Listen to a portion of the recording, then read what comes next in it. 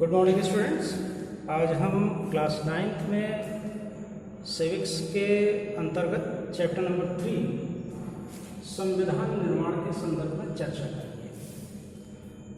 जब संविधान निर्माण की बात आती है तो सबसे पहले ये जानना ज़रूरी है कि संविधान क्या है। संविधान नियमों, कानूनों और उपनियमों, विनियमों का ऐसा समूह है जो देश के शासन को सुव्यवस्थित और सही तरीके से संचालित करने में अपना योगदान देते हैं। जब संविधान निर्माण की बात आती है तो हम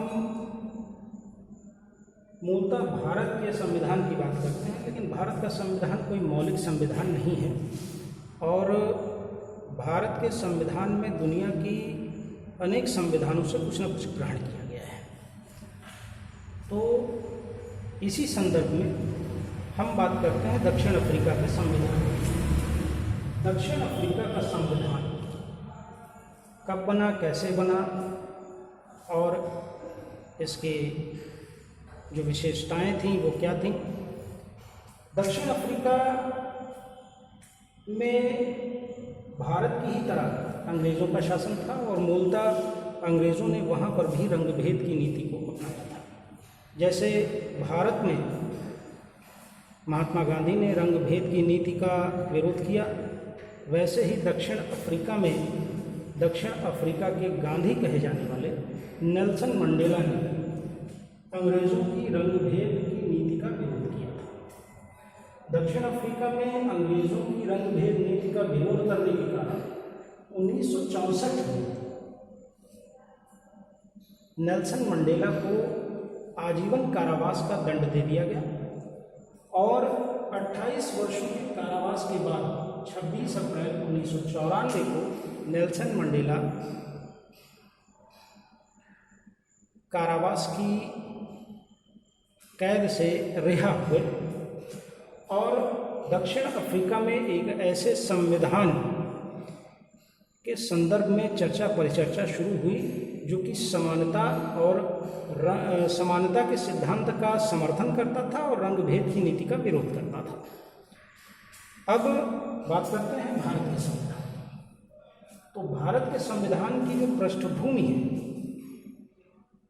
भारत के संविधान की जो एक तैयारी है वो तैयारी कहाँ से शुरू हुई।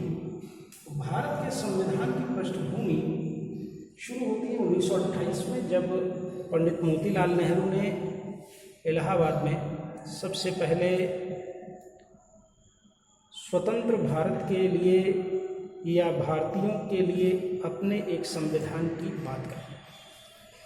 1931 में कांग्रेस के कराची अधिवेशन में इस बात को रखा गया और कांग्रेस के कराची अधिवेशन में ही इसे पारित भी किया गया।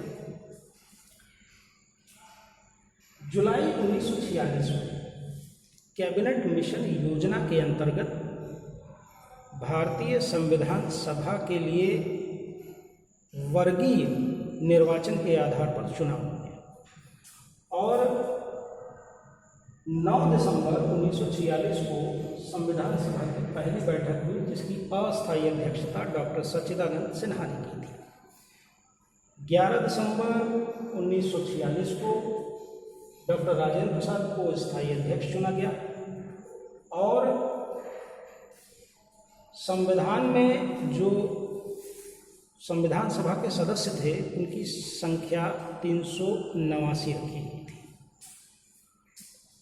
लेकिन विभाजन के बाद संविधान सभा के सदस्यों की संख्या 299 रह गई। 2 वर्ष 11 महीने और 18 दिन के अथक परिश्रम के बाद लगभग 3 चरणों के वाचन की प्रक्रिया के बाद और